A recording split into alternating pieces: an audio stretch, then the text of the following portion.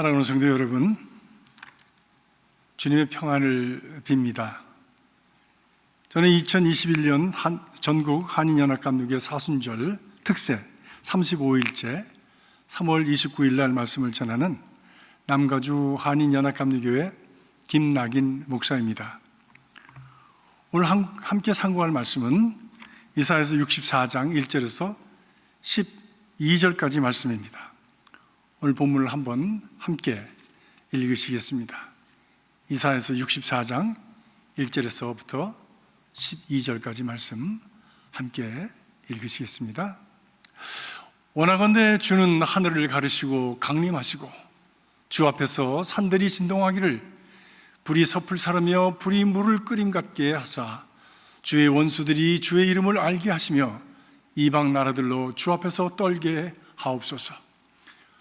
주께서 강림하사 우리가 생각하지 못한 두려운 일을 행하시던 그때에 산들이 주 앞에서 진동하여 싸우니 주 외에는 자기를 앙망하는 자를 위하여 이런 일을 행한 신을 옛부터 들은 자도 없고 귀로 들은 자도 없고 눈으로 본 자도 없었나이다. 주께서 기쁘게 공의를 행하는 자와 주의 길에서 주를 기억하는 자를 선대하시거늘 우리가 범죄함으로 주께서 진노하셨사오며 이 현상이 이미 오래되었사오니 우리가 어찌 구원을 얻을 수 있으리이까. 무릇 우리는 다 부정한 자 같아서 우리의 의는 다 더러운 옷 같으며 우리는 다 잎사귀같이 시들므로 우리의 죄악이 바람같이 우리를 몰아가나이다. 주의 이름을 부르는 자가 없으며 스스로 분발하여 주를 붙잡는 자가 없사오니 이는 주께서 우리에게 얼굴을 숨기시며 우리의 죄악으로 말미암아 우리가 소멸되게 하셨음이니이다. 그러나 여호와여, 이제 주는 우리의 아버지시니이다. 우리는 진흙이요 주는 토기장이시니 우리는 다 주의 손으로 지으신 것이니이다. 여호와여, 너무 분노하지 마옵시며 죄악을 영원히 기억하지 마옵소서. 구하오니 보시옵소서, 보시옵소서. 우리는 다 주의 백성이니이다. 주의 거룩한 성읍들이 광야가 되었으며 시온이 광야가 되었으며 예루살렘이 황폐하였나이다. 우리 조상들이 주를 찬송하던 우리의 거룩하고 아름다운 성전이 불에 탔으며 우리가 즐거워하던 곳이 다 황폐하였나이다. 여호와여, 일이 이러하거늘 주께서 아직도 가만히 계시려 하시나이까? 주께서 아직도 잠잠하시고 우리에게 심한 괴로움을 받게 하시려 나이까? 오늘 본문 말씀은 이스라엘의 회복과 미래를 향한 기도입니다. 여호와께서 이스라엘을 기억하시고 돌아와서 구원해 달라고 간구하는 절절한 기도입니다. 모세에게 능력으로 행하셔서 홍해를 가르시고 이스라엘을 가나안에 이르게 하셨듯이 이제 여기에 다시 임하셔서 우리를 회복해 해달라고 하는 간절한 탄원입니다. 이스라엘은 저들을 애굽에서 인도하여 가나안에 이르게 하신 하나님을 배신하고 근심케 함으로 여호와께서 그들을 심판하시고 결국엔 바벨론의 포로가 되어서 수치와 고난의 삶을 살게 되었습니다. 이 이사야는 이제 하나님 앞에 간구하기를 다시 한번 돌아오셔서 구원해 주옵소서. 그때 하나님께서 행하셨던 누구도 보지 못했던 그 놀라운, 사람들이 생각하지도 못하는 그 놀라운 하나님의 방법으로 우리를 구원해 주시옵소서라고 하나님께 부르짖고 있는 것입니다. 비록 저들이 하나님을 배반하였지만 그들은 여호와의 자녀요 종이요 소유된 백성이요 기업임을 상기하시면서 구원해 주실 것을 하나님 앞에 외쳐 부르짖는 것입니다. 오늘 본문을 통해서 우리는 고난 가운데 드리는 기도를 우리는 배울 수가 있습니다.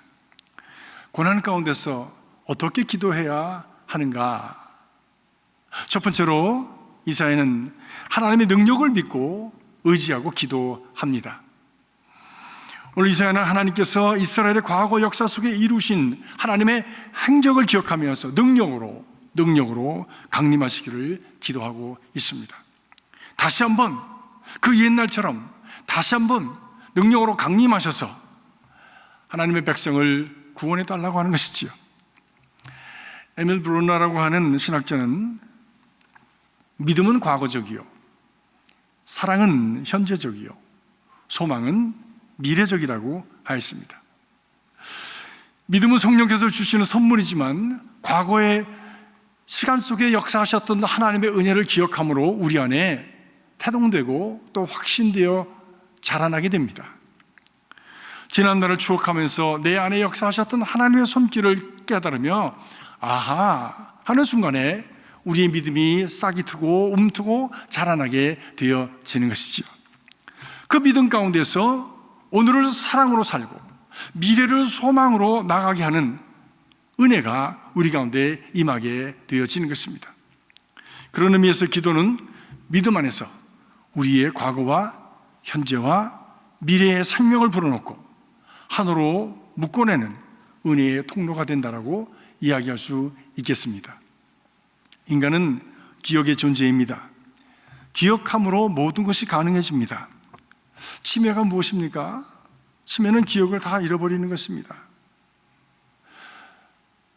자기가 행했던 것, 경험했던 것, 그리고 주변의 사람들을, 자기 사랑하는 자식들까지도 다 잊어버리고 나중에는 자기 몸에 본능적으로 습득되었던 그런 행동까지도, 먹는 것까지도 다 잊어버리고 서서히 죽어가게 되어집니다. 기억을 잃어버리면 인생이 송두리째 사라집니다.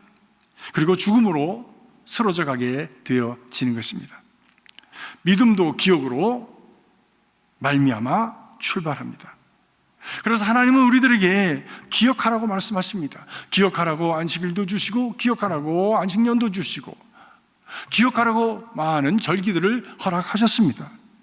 신약에 와서는 주님께서 죽음으로 그 참 십자가에 달리신 사건을 기억하라고, 성만찬을 먹고 마시면서 기억하라고 말씀하십니다. 사랑하는 성도 여러분, 기억함으로 우리의 믿음은 시작되고 유지되고 또 자라나게 되기 때문입니다. 나의 믿음이 시들 때에 지난날 함께 하셨던 하나님의 은혜를 기억하고 기도하시기를 바랍니다.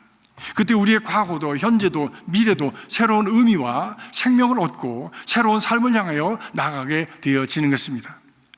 고난주간을 맞아서 우리 주님의 고난과 죽음으로 인해서 나에게 베푸신 그 값없으신 은혜를 기억하시기 바랍니다.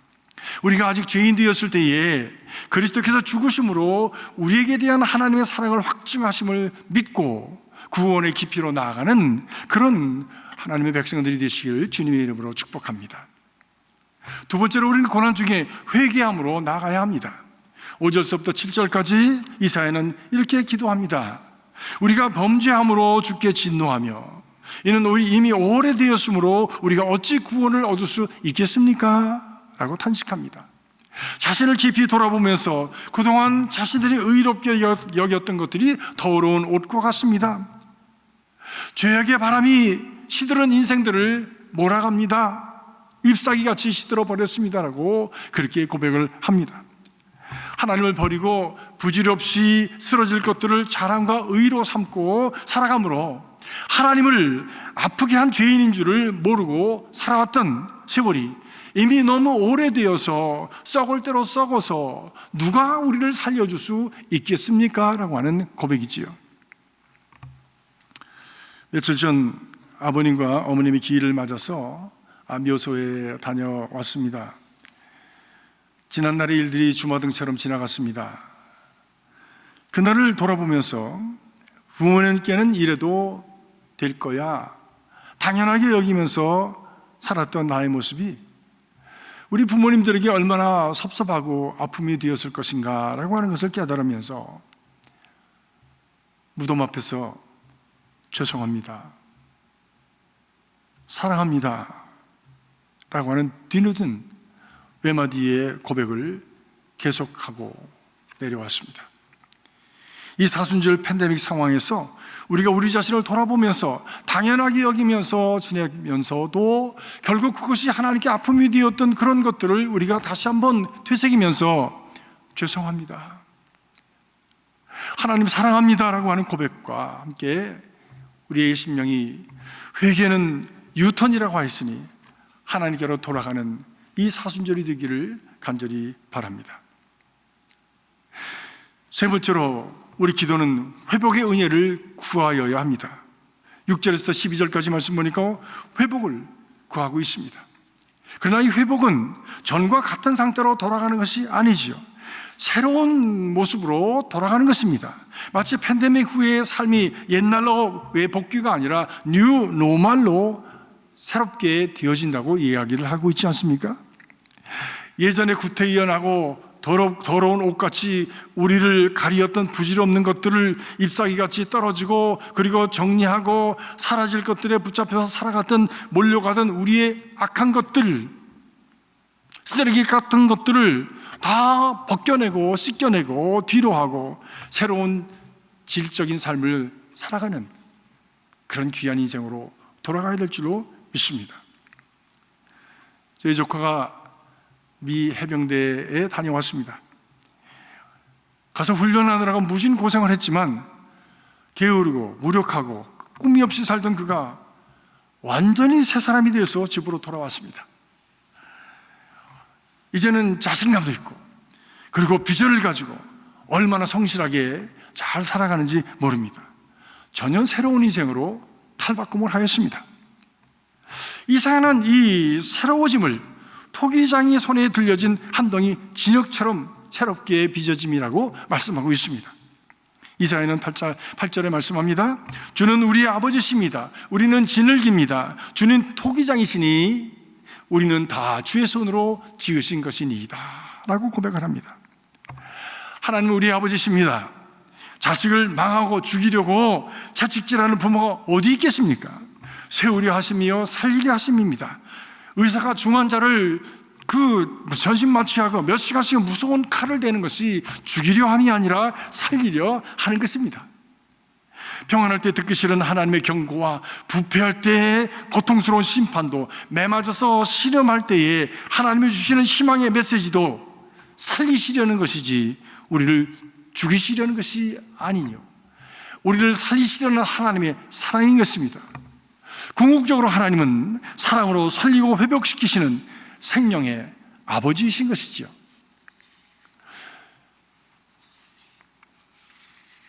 예레미야 18장에 보면 예레미야에게 하나님의 말씀이 임했습니다. 토기장의 집으로 가라. 그가 토기장의 집에 가서 그의 하는 일을 보면서 큰 것을 깨닫습니다. 하나님의 음성을 듣습니다. 예레미야 18장 4절에 보니까 그가 농로로 일을 하는데 진흙이 그의 손에서 터짐에 그가 그것을 자기 좋은 대로 다른 그릇을 만들더라. 이스라엘아, 이스라엘아, 진흙이 토기장의 손에 있음같이 너희가 내 손에 있느니라 라고 말씀하셨습니다. 엄청난 말씀이 들린 것입니다. 저도 토기 만드는 현장을 본 적이 있습니다. 선별된 흙을 가져다가 공방 구석에다 이렇게 쌓아놨는데 때마다 그 흙을 가져다가 이제 원하는 만큼의 흙을 퍼다가 굳어진 흙덩이들을 마구 두들겨서 흙을 붓습니다. 그것을 채로 쳐서 고운 가루를 내고 또 두들겨서 고운 가루를 내서 그 주인이 원하는 만큼의 양을 채운 다음에 물을 붓고 그것을 주물러서 반죽해서 주무르고 반죽하고, 그래서 주인이 원하는 만큼의 차진 흙이 되었을 때에 이제 빚어가기 시작합니다. 그 잘 빚어진 그 흙을 농로의 한 중앙에 올려놓습니다. 진흙이 중심의 자리를 잘 잡지 못하면 농로가 돌아가다가 그만 사방으로 튀어서 만신창이가 되기 때문입니다. 토기장이는 발로 농로를 돌리며 손에 물을 묻혀서 막 그 힘을 주어서 안으로 밖으로 적당하게 힘을 주면서 압력을 가하면서 원하는 그릇의 모습을 만들어 갑니다. 완성이 되면 되어갈수록 부드럽게 어루만지고 다듬어서 아주 아름다운 모습으로 그릇이 탄생하게 됩니다. 토기장의 손에서 한 덩이 진흙이 전혀 다른 차원의 아름다움과 가치와 의미를 가진 존재로 태어나는 것을 보는 것은 참 큰 놀라움이고 기쁨이고, 그리고 신비스러운 마음까지도 갖게 합니다. 그렇게 원하는 모습이 되었는데 그 위에 조각하는 칼을 대어서 파내기도 하고, 그 위에 그림을 그리기도 하고, 또 거기에 유화를 발라서 뜨거운 불 속에 넣고 며칠씩 구원해서 그릇을 완성하는 모습을 보았습니다. 우리네 인생도 토기장이의 농로와 같이 빙글빙글 돌아갑니다. 거기에 하나님께서 안팎으로 적당한 고난의 프레셔를 가하시고 부드러운 손으로 다듬어 주시고 우리를 빚어 가십니다. 때로는 칼 같은 아픔으로 우리에게 흔적을 남기십니다. 때로는 용광로 같은 불시험을 통해서 우리를 굳게 완성해 갔습니다. 그래도 마음에 들지 않을 때에는 부수어서 다시 빚으시기도 하는 것입니다. 우리는 고난을 만날 때 절절한 마음으로 질문합니다. 왜 나를 이렇게 어렵게 하십니까? 하나님이 정말 사랑의 하나님이십니까? 아니, 하나님이 계시기는 한 것입니까? 저도 고난 중에 그런 질문을 한 적이 있습니다. 그러나 대답이 들리질 않았어요. 그러던 어느 날 기도하고 갈등 속에 말씀을 읽는 중에 바로 이 말씀 예레미야 18장을 읽게 되었습니다. 하나님은 주권을 가지신 분이십니다. 하나님은 토기장이가 되셔서 한 덩이 지닐 것 같은 나를 마음대로 빚으실 수 있다고 하는 것이에요. 그러나 하나님은 실수가 없으신 분이십니다.